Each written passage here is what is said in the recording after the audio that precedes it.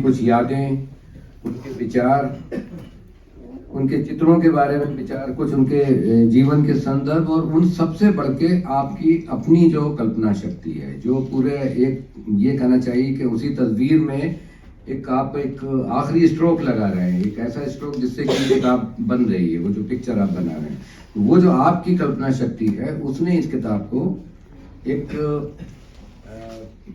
मतलब एक जीवनी की सतह से ऊपर उठा के एक नावल की तरह जिएगी ये किताब। ये बहुत आपके लिए मतलब मैं कहना चाहूँगा कि बहुत ही बड़ी बात है ये मेरे लिए कि इस तरह मैंने कोई और किताब, फिर पूरा एटमॉस्फेयर उसके अंदर, पूरा एम्बियंस, जिसमें पता नहीं कितने तो शायर हैं, कितने उर्दू के शायर हैं उसमें फिराक गोरखपुरी भी हैं, उसमें जोश मलियावादी भी हैं, उसमें तमाम शायर हैं, गालिब तो जगह जगह है, मीर उसमें जगह जगह हैं, राइटर्स हैं, राइटर्स की कोई मतलब कोई इंतहा ही नहीं है। वो आफ्टर ब्लू पास की तो बात अभी हुई, लेकिन वो मिलान कुंडेरा और वो मार्कीज और सब होते हुए पता नहीं कितने और राइटर्स हैं जिनकी तो उससे एक ऐसा एक एम्बियंस और एक ऐसा समा बन जाता है, तो बड़ी संवेदना सी एक मतलब इस किताब को पढ़ के झुरझुरी आती है कि अगर ये सब हुआ नहीं है, लेकिन अगर ये होता तो मैं इसको फिक्शन इसलिए भी कह रहा हूँ कि फिक्शन अपने अंदर एक गहरा सच छुपाए हुए होता है। फिक्शन झूठ नहीं है, फिक्शन के अंदर एक ज्यादा बड़ा सच होता है, क्योंकि वो उनको भी लिखता है, उन बातों को भी लिखता है उनको जो कि अभी हुए नहीं है या नहीं होते लेकिन हो तो सकते थे।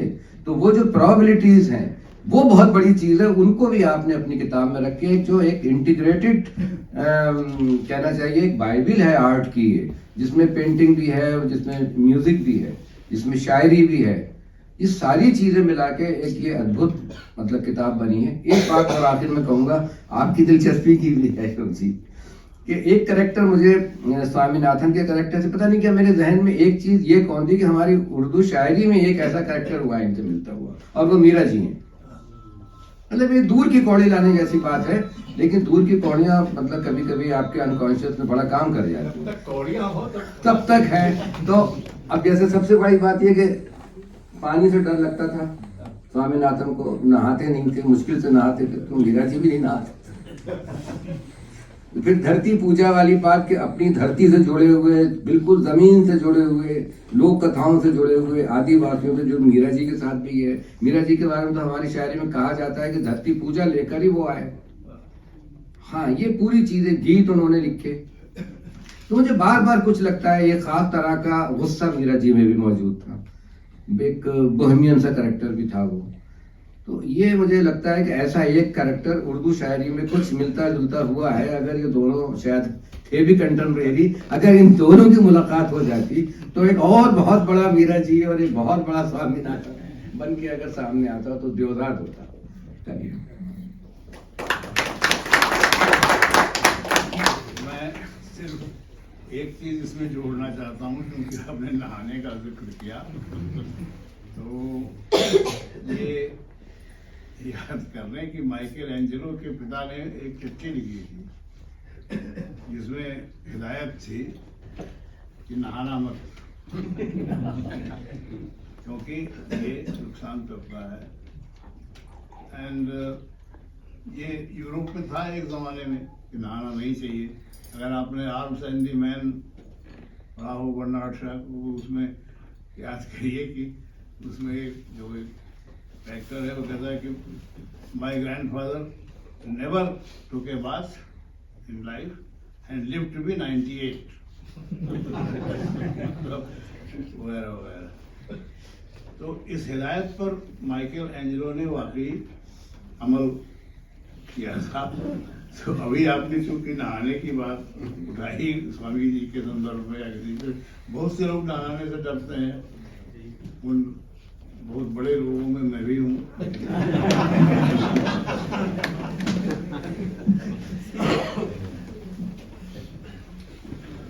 स्वामी की एक बात जो मुझे बहुत ही महत्वपूर्ण लगती है, वो ये कहते थे, मैं मनुष्य के लिए चित्र नहीं बनाता हूँ, मैं मनुष्य की तरह चित्र बनाता हूँ। तो ये जो मनुष्य की तरह चित्र बनाना, उनका ये जो विचार था, ये बाजार के खिलाफ तो है ही, मगर उसके साथ साथ एक अपने होने बीइंग का एक वो देता है। तो इसी कारण मुझे लगता है कि वो जो आदिवासी कला की तरफ गए, जब वो पहली बार शादी के बाद बैतूल गए और बैतूल में पहली बार उन्होंने आदिवासी संसार को देखा, कोरकूज वहाँ देखे और उसमें उन्होंने एक घटना का जिक्र वो करते भी हैं जिसमें किसी बच्चे को सांप ने काट लिया है और ओछा ने उसका सब सांप को बुला के उसका जहर उतरा दिया और वो सांप वापस चला गया।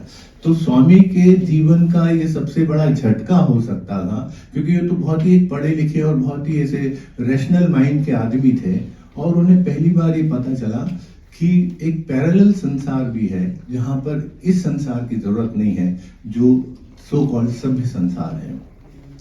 तो उसके बाद से फिर वो मध्य प्रदेश अपने नेहरू फेलोशिप में भी आए और तमाम इलाकों में घूमे और उसके बाद जब भारत भवन के लिए वो आए तो उनका पहला ही वो ये था कि भाई खाली मॉडर्न आर्ट की म्यूजियम बनाने से क्या मतलब, यहाँ पे एक ट्राइबल आर्ट का भी गैलरी होना चाहिए और ही इंक्लूडेड। और मेरे ख्याल से सबसे बड़ा कलेक्शन उन्होंने उस दौरान किया जो कि 10,000 से ज़्यादा कलाकृतियाँ बहुत सारे पूरे मध्य प्रदेश के सारे इलाकों से इकट्ठा की गई।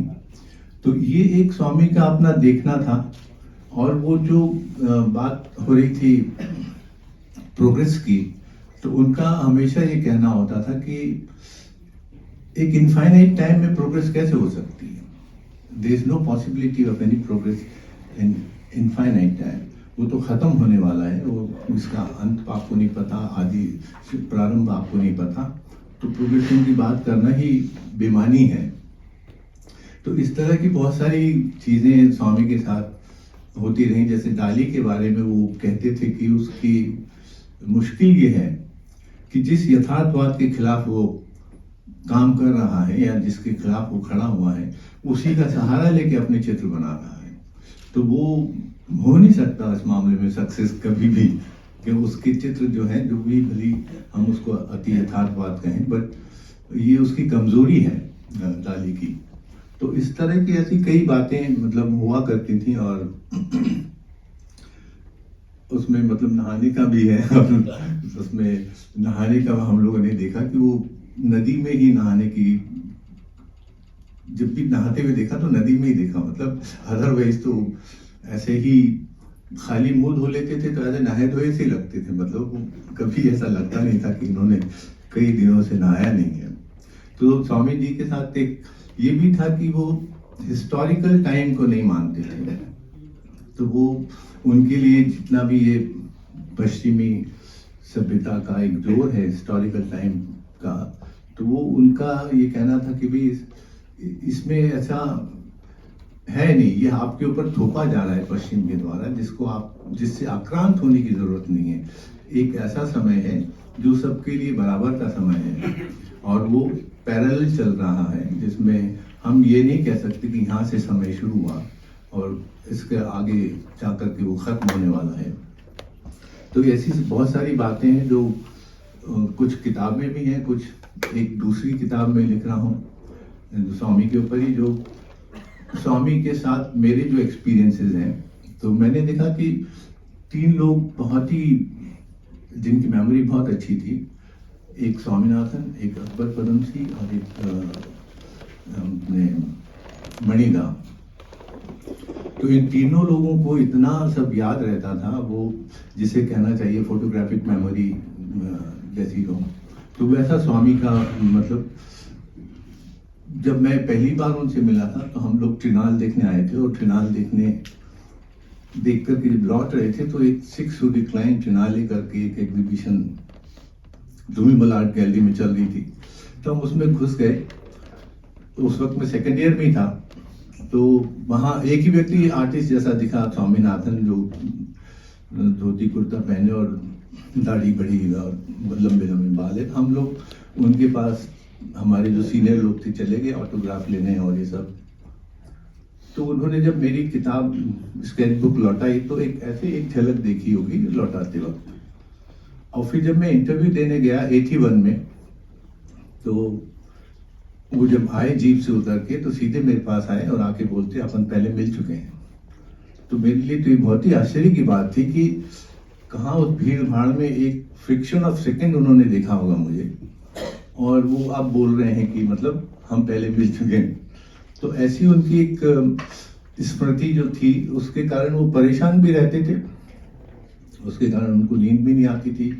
तो जब हम लोग भोपाल आए थे भारत भवन में काम करने, तो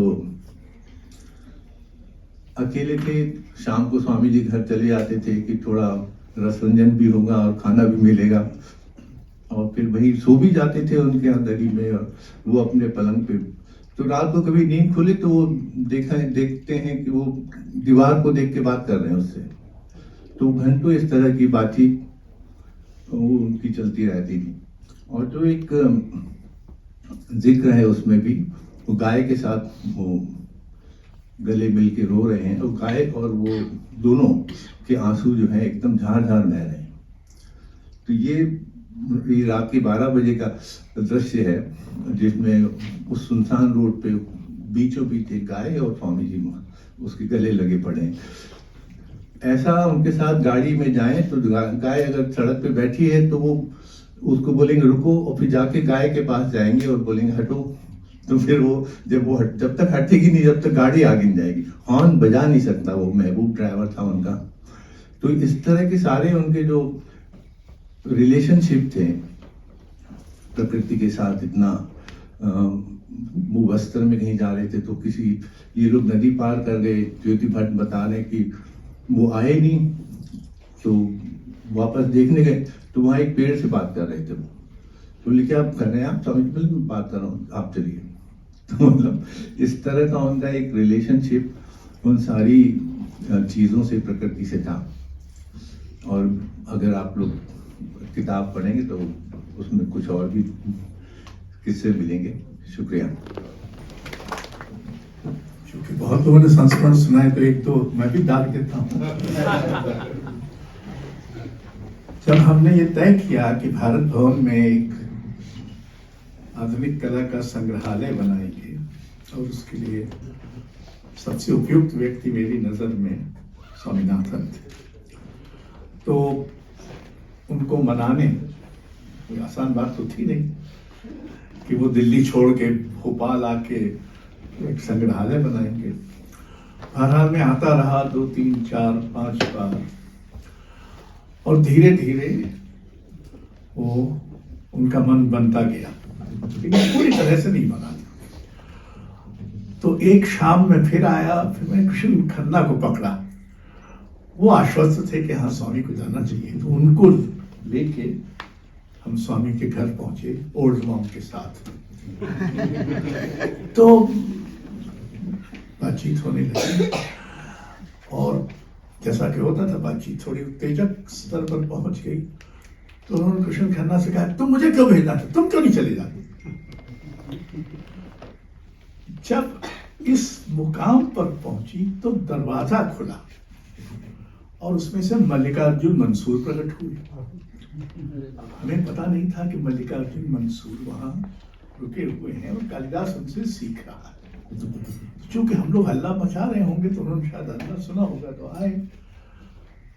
तो मैंने, अच्छा मल्लिकार्जुन से फिर हम पूरा एक प्रसंग कर चुके थे भोपाल में, तो वो हम जानते। तो क्या बात है कि मैंने उनसे कहा, पंडित जी हम इनको आश्रम भोपाल आए और ये मान नहीं रहे। तो मल्लिकार्जुन, वहां जरूर जाइए, हम वहां गए हैं, बड़े अच्छे लोग हैं। तो ऐसे स्वामी ने हाँ की। स्वामी जब आए तो 2 छोटे सूटकेस लाए। एक में उनके वो जो धोती और कुर्ता के 4-5 सेट थे, और एक में उनका पेंटिंग का सामान था। जब वो गए 9 बरस बाद, तब भी उनके पास यही 2 सूटकेस थे, उसमें इतने सामान था, जहां तक मुझे पता है। एक बार स्वामी अप्रत्याशित व्यक्ति थे, कब आ जाए, यकाएक वो प्रकट हुए। हम लोग एक शादी में जा रहे थे, मैं और ऋषि निकल ही रहे थे कि स्वामी आ गए। आते बोले, वो कुछ रम वगैरह है क्या? हाँ है। तो कहा कि आप लोग कहीं जा रहे हैं? मैंने कहा नहीं, हम अभी लौट के आते हैं, आप बैठिए। हमारे छोटा सा लॉन था, उसके सामने एक पलाश का पेड़ था। हमने वकील के साथ, हमारा नौकर था, उससे कहा कि स्वामी को बैठा दें। हमने बैठा दिया, हम चले गए। उससे कह गए कि तुम पूछ लेना जब उनको। अच्छा, वैसे भी IAS अफसरों की यहाँ जब शादियाँ होती थी तो हम लोग की झिझकी बन जाती थी वहाँ जाने पर, कि हम लोग मिलते थे, वही बात कि हमने ऐसा कहा और ये कहा, और ये गाथा काल शुरू हो जाता था। और स्त्रियों में शुरू हो जाता था कि फलाना सीरियल देखा कि नहीं देखा। तो हम लोग जितनी जल्दी हो वहाँ से भागने की कोशिश में थे। कई बार ऐसा हुआ कि लिफाफा देकर बिना नव दंपति से मिले चले आते थे। उस दिन तो और भी कारण था, फिर भी आते आते देर हो गई। तो देखा कि अंधेरे में स्वामी एक उस पर बैठे हुए हैं कुर्सी पर, और सामने वो पलाश का पेड़ है। तो तुमने कहा ना वैसे ही हम भाग दो उनके स्वामी थोड़ी देर हो। नहीं नहीं नहीं, मैं तो इस पलाश से बात कर रहा था, बड़ा मजा आ रहा था। अब मुझे ये हिम्मत नहीं हुई कि उनसे ये कहूं, क्योंकि मुझे लगा कि ये बिल्कुल ही अश्लील होगा कहना कि ये पेड़ से कैसे बात कर रहे थे आप। क्योंकि तब मैंने जाना कि स्वामीनाथन एक वृक्ष से बातचीत कर सकते हैं, जो करना हम में से किसी के बूते की बात नहीं रह गई। ये थे स्वामीनाथन। और ऐसे अवसर आते थे जब राजनेता भारत भवन का जब उद्घाटन हुआ, इंदिरा गांधी ने बड़ा, और 200 लोग थे, पीटर ब्रुक वगैरह, ये सब, आप किसी का नाम लीजिए तो वहाँ सब था। बाद में चार्ल्स कोरिया ने कहा कि अगर भोपाल आने वाली फ्लाइट जो थी वो क्रैश कर जाती तो भारतीय संस्कृति का लोप हो जाता। ऐसे सब लोग, इंदिरा गांधी और स्वामीनाथन को बोलना था। स्वामीनाथन ने कहा कि हम यहाँ, इंदिरा जी, यहाँ लोग हैं जो मरा हुआ चूहा खाते हैं। 10,000 की भीड़, इतना बड़ा सब, और स्वामी में ये हिम्मत थी कि वो ये कह सकते थे। तो स्वामी एक बहुत ही, सब जानते हैं, कला जगत में ही उनकी बौद्धिक उपस्थिति। स्वामी के बाद असल में तो कला जगत में असली बौद्धिक संवाद बंद हो गया, क्योंकि उसके बाद जो कला आलोचना विकसित हुई है वो कैटलॉग, ऐसे एक प्रशंसा, ये वो, कोई कहने की हिम्मत नहीं करता कि बकवास है। स्वामी कर सकते थे। और सोचिए, वो स्वामी के कारण भारत भवन के उद्घाटन के अवसर पर जो डिस्प्ले हो रहा था वो करने कौन आए थे? मकबूल फिदा हुसैन, राम कुमार, अकबर पदमसी, कृष्ण खन्ना, मंजीत बावा, बाल छाबड़ा और एक आदमी। और ये लोग हर तय करते थे कि इस कलाकृति के बगल में क्या होगा, इसके बगल में क्या होगा, और झगड़ा होता था। और मुझे तो ये काम जो था, ये हमारे बुंदेलखंडी में कहते हैं अतकारा, ये एडिशनल चार्ज था। ये सब कल्चर वल्चर उसको कोई महत्वपूर्ण थोड़ी मानता था। तो हमारे पास सब्सटेंटिव चार्ज था। तो हम वल्लभ भवन से जब खत्म होता था तो घर जाके कपड़े बदलते थे, कुर्ता वुर्ता पहन, कुछ कबाब और रमनते तत्व देवता इत्यादि मंत्र दोहराते हुए हम पहुंचते थे। तो इनमें झगड़ा हो रहा। और एक दिन रात को 2-2:30 बजे चौकीदार का फोन आया कि साहब, यहाँ 2 लोग आपके, वो जो गेस्ट आए हुए हैं, वो लोग यहाँ अखबार बिछा के सो गए। सो गए हैं? सो गए, जगाना ठीक नहीं, थक गए। पता चला कि अगले दिन अकबर पदमसी और मंजीत बाबा ये अखबार बिछा के ऐसे संस्थाएं बनाई थी स्वामी ने। सारे बड़े लोग कहने पर आते थे। उस संग्रह को हमने कोई 33 से 34 लाख रुपए में खरीदा था। और मुझे एक क्रिस्टी का एक मिला कोई पिछले 10-15-20 साल पहले। तो उसने मुझसे पूछा, एक रिसेप्शन में मिला, तो मैंने कहा कि बोले you are kidding? No of course not, this is the amount. हमें इसलिए याद है कि वो ऑडिट में इसको लेकर कुछ टिप्पणी हुई थी, इसका हमने जवाब दिया था। God, do you know, today it can be sold for 37 crores.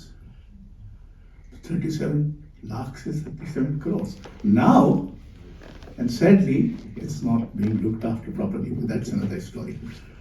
तो मित्रों, स्वामीनाथन की कथा आनंद है,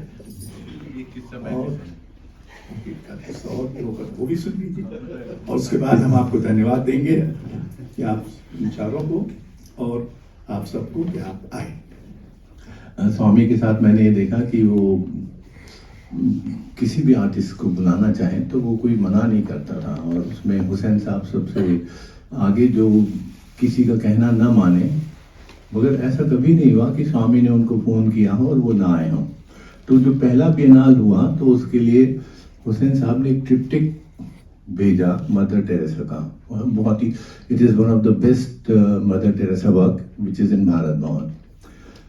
तो जब हुसैन साहब आए ओपनिंग में तो स्वामी जी ने कहा कि ये हम खरीदना चाहते हैं, तो उसकी क्या कीमत है? तो उन्होंने कहा 2 लाख। तो बोले 2 लाख तो हमारे पूरे रूपंकर का बजट है, तो हम आपको ये पेंटिंग खरीद लेंगे, तो बाकी कुछ भी नहीं कर सकते। तो हुसैन साहब ने कहा अच्छा ठीक है, किस्तों में दे देना। तो 50,000 रुपए की किस्त का पहला चेक जो है, और वो अंतिम चेक भी था, वो उनको दिया गया। उसके बाद कभी गए भी नहीं, और ना हुसैन साहब ने पलट के कहा कि भाई हमारे पैसा कहाँ है। तो ये एक स्वामी का ही प्रभाव था। वो गाय तोड़े के पेंटिंग एक खरीदा 85 में, और वो उन्होंने बोला कि भाई क्या कीमत है? तो बोले 15,000। तो 15,000 ये तो बहुत ज्यादा है, आप तो वो पेंटिंग 5,000 में खरीदी गई। मतलब गायतों ने कहा कि ठीक है, आपको जो बनता है दे दीजिए। तो उन्होंने, तो ऐसे उनका जो भी वो था, वो कोई डिनाई नहीं कर सकता था उनके जो भी बात कहते थे। एक बार तैयब को कालिदास सम्मान मिला, तो मैं उनके काम लेने बम्बई गया, और तो जब काम हम कलेक्ट कर लिए तो उन्होंने कहा कि स्वामी से कहना कैटलॉग लिखते मेरा कालिदास सम्मान का। तो मैंने आके स्वामी जी को बता दिया कि वो कह रहे हैं कि आप कैटलॉग, कौन होता है वो, मेरे को कैसे बोल रहा है, मैं उसका कैटलॉग नहीं लिखूंगा। और उसने कैसे कहते ऐसे, क्या समझते हैं वो अपने आप को। और फिर उन्होंने कैटलॉग लिखा।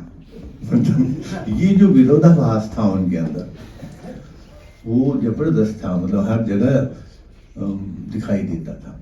शुक्रिया।